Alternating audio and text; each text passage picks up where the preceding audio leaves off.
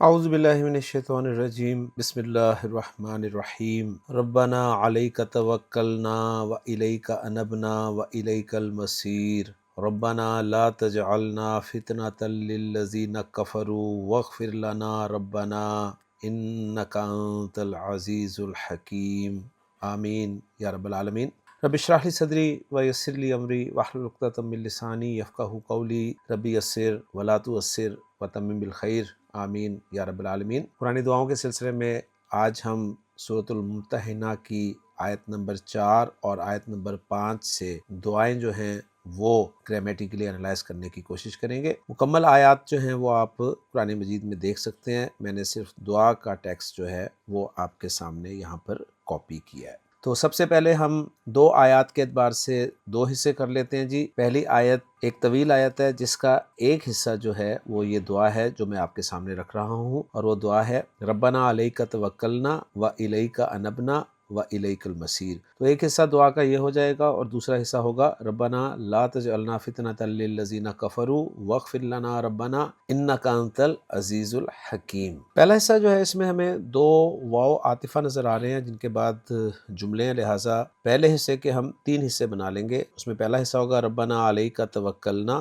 دوسرا ہوگا و الیک انبنا اور تیسرا ہوگا و الیک المصیر۔ اب چلتے ہیں جی پہلے حصے کی طرف۔ پہلے حصے میں پہلا لفظ جو ہے وہ ایک مرکب ہے ربنا، اور اس پہ ہم بہت دفعہ بات کر چکے ہیں۔ ربنا از ایکل ٹو یا ربنا، اور یا ربنا از ایکل ٹو فعل فاعل مفعول، جملہ فعلیہ ہو کر ندا، جس کا جواب و ندا جو ہے وہ علیک توکلنا آ رہا ہے۔ علیک توکلنا کو انالائز کریں ہم تو علیک جار مجرور ہے، اور یہ جار مجرور جو ہے یہ متعلق مقدم ہو جائے گا کس کے؟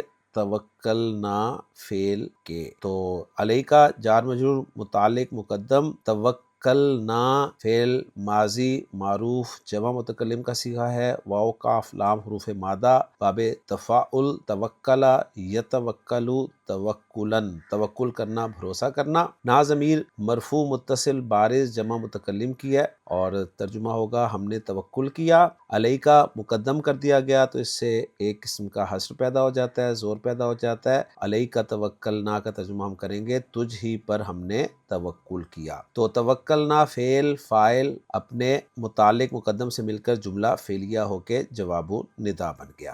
اب چلتے ہیں دوسرے حصے کی طرف، اور دوسرا حصہ ہے وَإِلَيْكَ انبنا، واو عاطفہ، الیک اسی طرح جار مجرور متعلق مقدم انبنا فعل کے، اور انبنا فعل ماضی معروف جمع متکلم کا صیغہ ہے، نون واو اور با حروف مادہ، باب افعال، انوبا ینوبو تبدیلی کے بعد انابا یونیبو انابتن۔ خان صاحب ڈکشنری میں 2 معنی لکھ رہے ہیں جس کے، ایک معنی ہے کسی کی طرف رخ کرنا، متوجہ ہونا، اور بتا رہے ہیں اس کے لیے الہ کا صلہ آتا ہے، اور دوسرے معنی لکھ رہے ہیں کسی کو نائب بنانا، قائم مقام مقرر کرنا، اور اس کے لیے ان کا صلہ آتا ہے۔ تو یہاں پر الہ کی پریپوزیشن کے ساتھ استعمال ہو رہا ہے تو اس کے معنی ہوں گے جی متوجہ ہونا۔ تو انبنا جو ہے یہ جیسے میں نے کہا فعل ماضی معروف جمع متکلم کا صیغہ ہے، نا ضمیر مرفوع متصل بارز جمع متکلم کی ضمیر ہے جی۔ یوں انبنا فعل اپنے فاعل اور اپنے متعلق مقدم سے مل کر جملہ فعلیہ ہو کر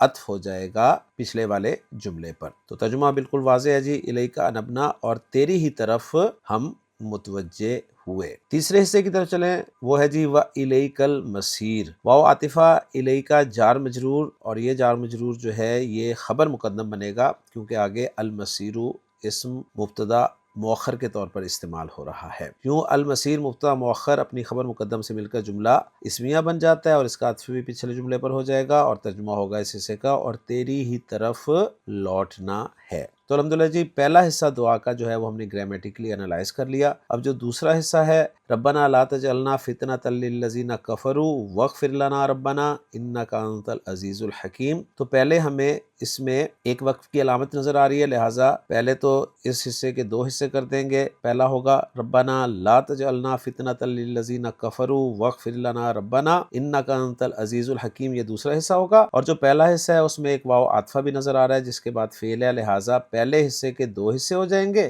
اور دوسرا حصہ جو ہے وہ ایک حصے کے تحت ہی انالائز ہوگا۔ تو اب جو دوسرے حصے کا پہلا حصہ ہے ربنا لا تجعلنا فتنۃ للذین کفروا، اس کو انالائز کرتے ہیں۔ ربنا ایک مرتبہ پھر اسی طرح یا ربنا اور جملہ فعلیہ ہو کر ندا جس کا جواب الندا لا تجعلنا فتنۃ للذین کفروا ہے۔ لا ناہیہ کیونکہ آگے فعل مضارع مجزوم استعمال ہو رہا ہے۔ جعل یجلو سے تجعل فعل مضارع معروف مجزوم واحد مذکر حاضر کا صیغہ ہے، اور نا ضمیر منصوب متصل جمع متکلم کی بطور مفعول استعمال ہو رہی ہے۔ جعل یجلو دو مفعول ڈیمانڈ کرتا ہے، تو پہلا مفعول نا ہے، دوسرا مفعول فتنتن ہے اس لیے منصوب ہے، اور فتنتن نکرہ ہے جس کے بعد جار مجرور آ رہا ہے للذین کفروا، لہٰذا اس للذین کفروا جار مجرور کو ہم فتنہ کے لیے صفت بنا دیں گے۔ اور اب میں صفت کو انالائز کر رہا ہوں، اس میں لام جارہ ہے جس کا مجرور الذین اس میں موصول ہے، لہٰذا اس کو محلاً مجرور مانا جائے گا، اور الذین چونکہ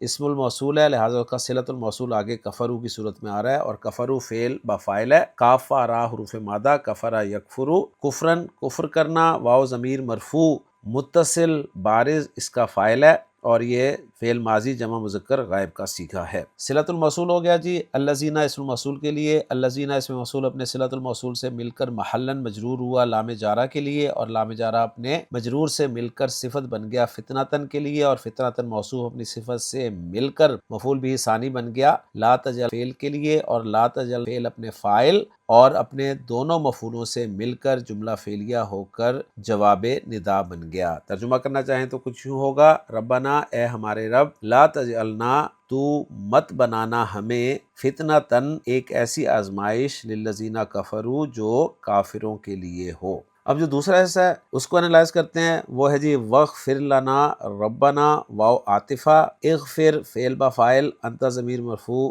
مستتر اس کا فاعل ہے، لنا جار مجرور متعلق ہو جائے گا اغفر فعل کے لیے، یوں اغفر فعل اپنے فاعل اور اپنے متعلق سے مل کر جملہ فعلیہ ہو کر یہ جواب ندا بن جائے گا، اور ندا جو ہے وہ آگے ہے ربنا، جس کو ہم اسی طرح انالائز کریں گے، ربنا از اکول ٹو یا ربنا، اور یا ربنا از اکول ٹو فعل فاعل مفعول جملہ فعلیہ ہو کے ندا، اور پھر ندا اپنے جواب ندا مقدم سے مل کر جملہ ندائیہ بن جائے گا۔ ترجمہ آسان ہے، اور تو بخش دے ہمیں اے ہمارے رب۔ اب جو اس کا اگلا حصہ ہے وہ ہے جی انک انت العزیز الحکیم، اس کو انالائز کریں، بہت آسان ہے۔ انا حرف از حروف مشبہ بالفعل ہے، جب بھی آتا ہے اس کا ایک اسم ہوتا ہے، اسم اس کا منصوب ہوتا ہے اور خبر اس کی مرفوع ہوتی ہے۔ تو کاف ضمیر منصوب متصل واحد مذکر حاضر کی انا کے بعد آپ کو نظر آ رہی ہے، انا کا اسم ہو گئی، اور انتا جو ہے یہ ضمیر فصل ہے واحد مذکر حاضر کی ضمیر مرفوع منفصل، اور پھر انا کی دو خبریں آ رہی ہیں جی، ایک ہے العزیز اور ایک ہے الحکیم، لہٰذا انا اپنے اسم اور دونوں خبروں سے مل کر جملہ اسمیہ بن گیا۔ ترجمہ کرنا چاہیں تو حصر کے ساتھ کریں گے، بے شک تو ہی العزیز الحکیم ہے۔ تو الحمدللہ جی ہماری ورکنگ مکمل ہو گئی ہے، اب ذرا محمود صافی صاحب کی ورکنگ کے ساتھ اپنی ورکنگ کو میچ بھی کر لیتے ہیں۔ محمود صافی صاحب بتا رہے ہیں ربنا منادہ مضاف منصوب، علیک متعلق بھی توکلنا، الیک الاول متعلق بھی انبنا، الیک الثانی خبر مقدم للمبتدا المؤخر المسیر۔ تو الحمدللہ جی پہلی آیت میں جو دعا تھی اس کا انالیسس ہمارا میچ ہو گیا، اور یہاں پہ جملوں کا اعراب جو ہے وہ کچھ یوں ہے کہ علیک توکلنا لا محل لہا جواب ندا، جملہ انبنا لا محل لہا معطوف علی جملہ توکلنا، اور جملہ الیک المصیر لا محل لہا معطوف علی جملہ توکلنا۔ اس کے بعد پانچویں آیت میں جو الفاظ ہیں وہ محمود صافی صاحب ذکر کریں کہ ربنا مثل الاول ہے، لا ناہیہ جازمہ، فتنہ مفعول بھی ثانی، یعنی فتنہ کو انہوں نے مفعول بھی ثانی قرار دیا ہے، ہم نے بھی ایسے ہی قرار دیا تھا، منصوب ہے، اور للذین متعلق بھی نعت لفتنہ ہم نے بھی صفت بنایا ہے، لنا متعلق بھی اغفر، اور انتا ضمیر منفصل تاکید کے لیے استعمال ہوئی ہے، اور باقی جملوں کا اعراب میں النداء الثانیہ لا محل لہا استئناف فی حیز القول، لا تجلنا والا جملہ لا محل لہا جواب النداء الثانی، جملہ کفروا لا محل لہا صلۃ الموصول الذین، جملہ اغفر لنا لا محل لہا معطوف علی جملہ لا تجعلنا، اور جملہ النداء الثالثہ لا محل لہا اعتراضیہ دعائیہ، اور جملہ انک انت العزیز لا محل لہا تعلیلیہ۔ تو الحمدللہ جی ہمارا انالیسس جو ہے وہ میچ ہو گیا محمود صافی صاحب کے انالیسس کے ساتھ۔ اب ہم دیکھتے ہیں اس ٹیکسٹ کا ترجمہ۔ عبدالسلام صاحب ترجمہ کر رہے ہیں جی، ربنا علیک توکلنا، اے ہمارے رب ہم نے تجھی پر بھروسہ کیا، و الیک انبنا اور تیری ہی طرف رجوع کیا، و الیک المصیر اور تیری ہی طرف لوٹ کر آنا ہے۔ ربنا لا تجعلنا فتنة للذین کفروا، اے ہمارے رب ہمیں ان لوگوں کے لیے آزمائش نہ بنا جنہوں نے کفر کیا، واغفر لنا ربنا اور ہمیں بخش دے اے ہمارے رب، انک انت العزیز الحکیم، یقیناً تو ہی سب پر غالب کمال حکمت والا ہے۔ تو الحمدللہ جی ایک اور دعا ہم نے قرآن مجید کی گرامیٹیکلی انالائز کر لی ہے۔ انشاءاللہ تعالیٰ اگلے لیکچر میں اگلی دعا کے ساتھ آپ سے ملاقات ہوگی۔ اجازت دیجیے، سبحانک اللہم و بحمدک، اشہد ان لا الہ الا انت، استغفرک و اتوب الیک۔